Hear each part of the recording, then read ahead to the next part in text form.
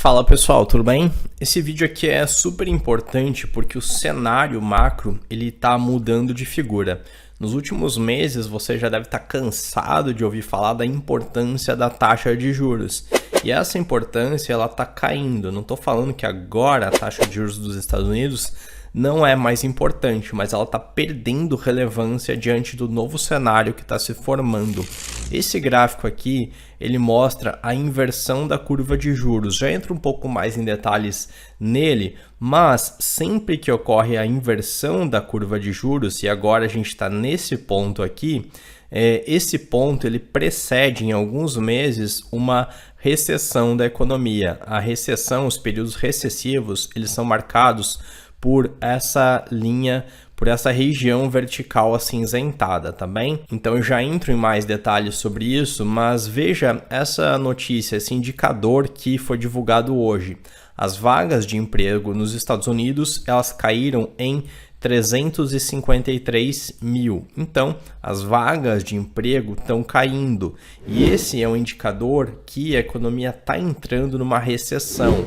A inversão da curva de juros é um indicador também confiável, historicamente, que nos próximos meses, quando essa linha azul ela passa para baixo aqui em relação a essa linha central preta, quando essa linha vai para baixo, significa que houve uma inversão da curva de juros. Isso quer dizer que a curva de juros de curto prazo, no caso aqui é de 3 meses, ela está maior do que a curva de longo prazo, nesse caso aqui de 10 anos. E existem uma série de configurações para que a gente possa considerar, para que a gente possa comparar a curva de curto com a de longo prazo. Eu posso considerar de 10 anos versus a de 2, mas em todas essas configurações a gente está com a curva de juros de curto prazo mais alta do que a de longo prazo, que é um sinal de anomalia na economia. Imagine que eu pego 10 mil reais emprestados de você e eu tenho duas possibilidades: ou eu te pago daqui a um mês, ou então eu te pago daqui a 10 anos.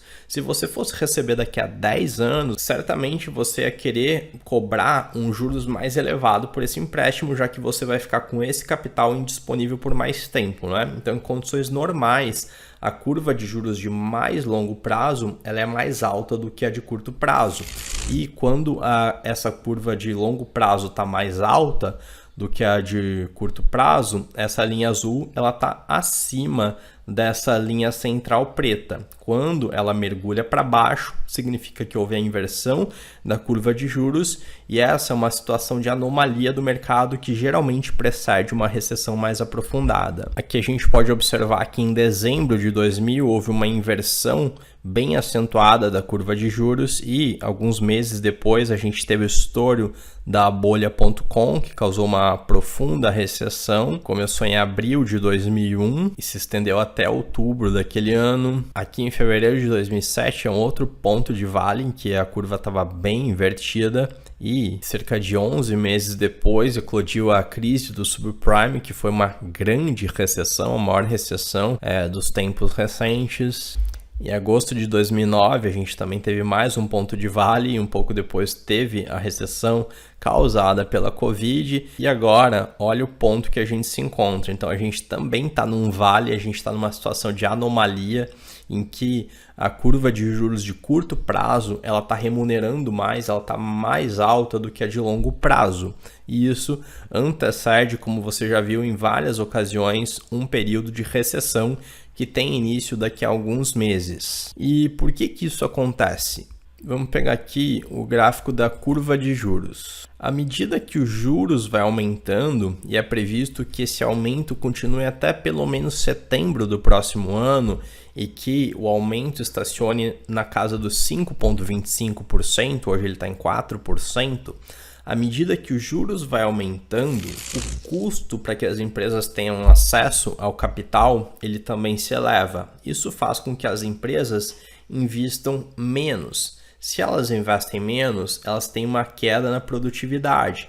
Se elas têm uma queda na produtividade, elas também têm uma queda na sua margem de lucro. Se elas têm uma queda na margem de lucro, elas precisam cortar custos. E esse processo de corte de custos para ter um equilíbrio entre as receitas e as despesas das empresas faz com que em algum momento eles passem a demitir os seus funcionários ou pelo menos não admitir novos funcionários. Isso tem um impacto na força de trabalho e aí você já viu o ciclo. Se eu tenho impacto na força de trabalho, as pessoas têm menos poder de compra, com menos poder de compra, as empresas têm menos receita. Então você entendeu como que se dá um ciclo recessivo. E depois de vir apresentando resiliência nos últimos meses, agora o mercado de trabalho está demonstrando alguns sinais de enfraquecimento, o que por um lado é positivo, porque isso também significa uma menor pressão inflacionária e uma redução nesse ritmo de aumento da taxa de juros.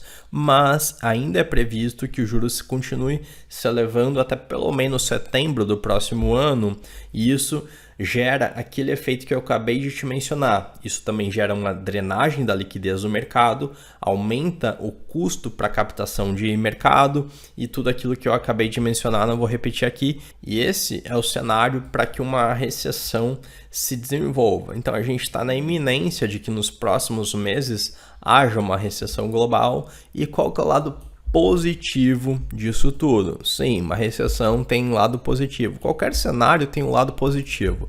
Basta você saber fazer o diagnóstico preciso do que está acontecendo e se posicionar de acordo com isso. Observa esses gráficos aqui que eles mostram o comportamento de recessões anteriores. Aqui a gente está vendo a recessão de 1957. Essa linha tracejada em azul, ela mostra o vale, o ponto mais baixo do S&P 500.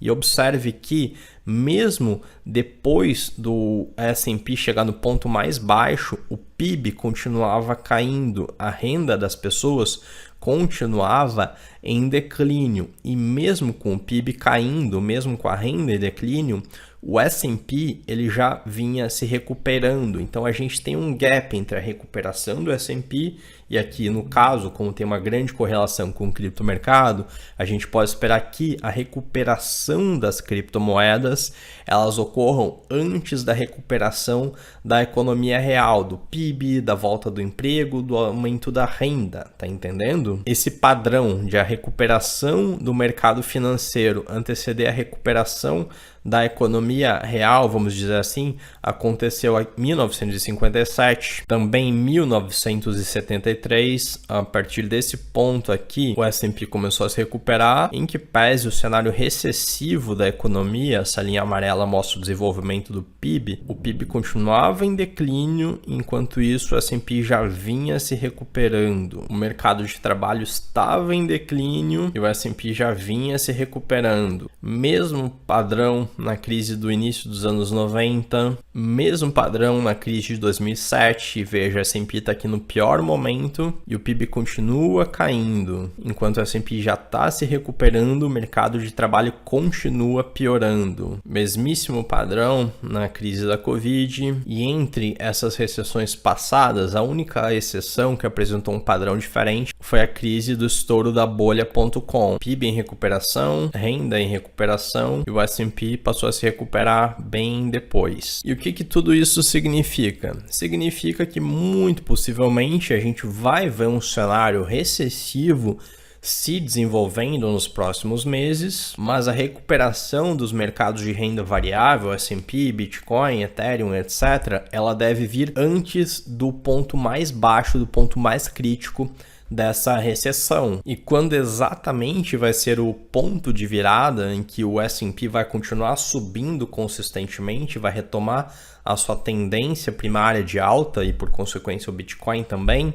Bom, cravar isso exatamente é bastante difícil, é impossível na verdade.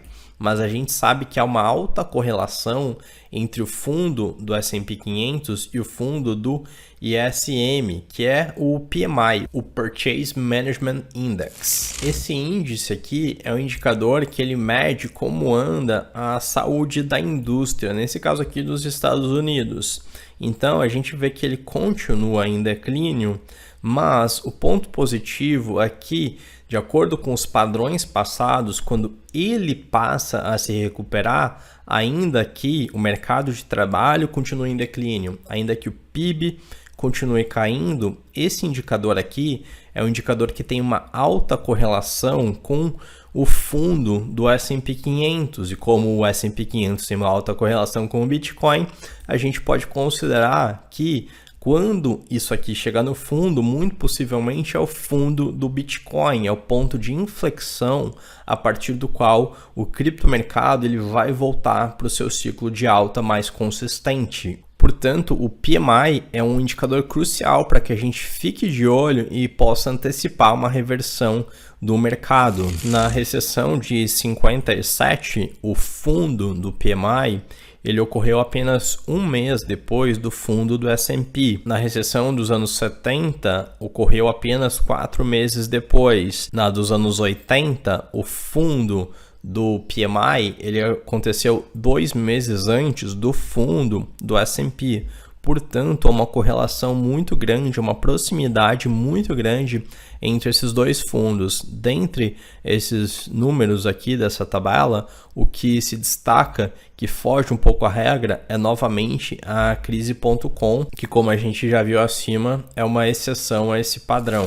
E se você quiser se antecipar a essas mudanças, saber em primeira mão quando o mercado está dando indícios de uma reversão de tendência e se posicionar adequadamente diante de cada cenário, bom, hoje é o último dia para entrar na comunidade Investidor Cripto com R$1.000 de desconto de Black Friday. Se você quer fazer parte da nossa comunidade, ter acesso a esse tipo de análise e outras análises mais detalhadas e o melhor, estratégias para se posicionar diante de cada cenário, entra na comunidade Investidor Cripto.